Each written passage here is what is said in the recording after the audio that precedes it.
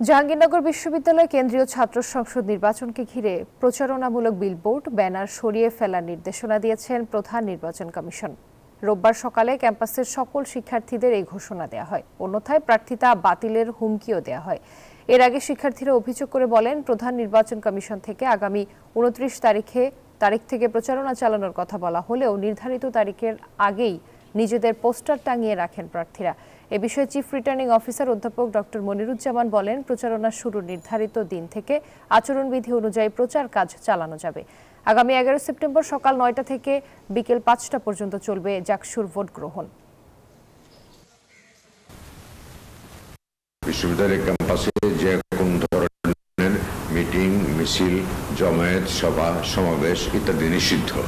কোনো ধরনের প্রোগ্রাম হইতে পারবে না। আর আমাদের নির্বাচনের আচরণবিধিতেও আমরা সেটা উল্লেখ করে দিয়েছি যে একসাথে ২৫ জনের বেশি জমায়েত হতে পারবে না।